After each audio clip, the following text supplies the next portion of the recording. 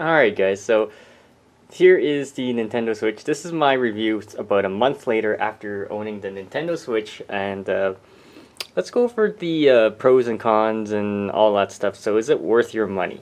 Well, the system itself is pretty solid. I actually really do like it. I can carry it wherever I go, and I have tried to carry it wherever I go, and I actually get really good use out of it. So it is, in a way, you can take it anywhere you want. You can take it,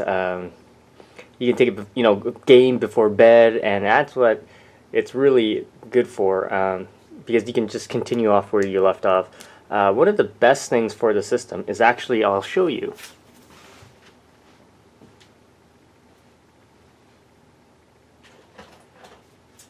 Is, guess what? The Pro Controller, actually. So this here is the best thing for the system. The Pro Controller just feels so good in the hands, and you see how big these buttons are? They make it, and it feels better than even, I would say, even a DualShock 4 controller, because the buttons are so big, and it just makes everything go so well, and it syncs pretty easily. It has the gyroscope, it has all the stuff that you need to play like Zelda or something like that. Now, it's probably the best accessory you can get for the system, and I probably encourage you guys to get the Pro Controller.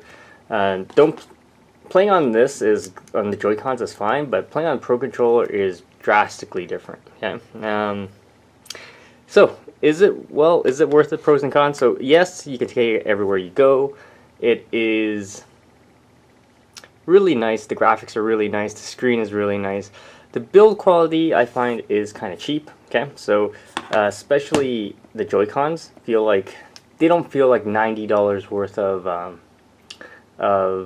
quality. Okay, so that's where I find that the Joy-Cons aren't a good build quality. This feels way more sturdier than the Joy-Cons. Like, this is a brick compared to the Joy-Cons. Now, the other thing is, the biggest downfall is the battery life, but I bought a battery pack for it, and it works quite well. The other thing is games. There are not many games for this system, and I emphasize that. So they have a lot of indie titles. If you enjoy indie titles, but you're paying double the price for an indie title, and I just, I'm not really into that, because you can buy it off Steam for like $5, or you pay Nintendo $40. No, it's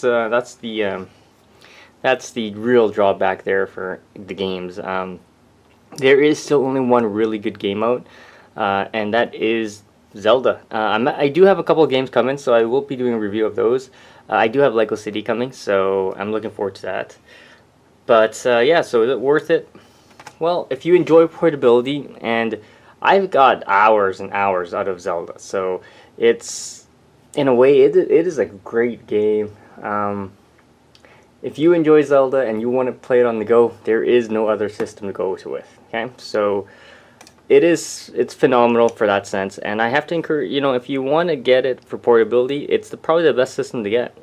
For future titles, we don't know what's going to come up on the horizon, but if you want to wait, go ahead. Also, you probably can't even find it in stores now because it's been sold out for a while.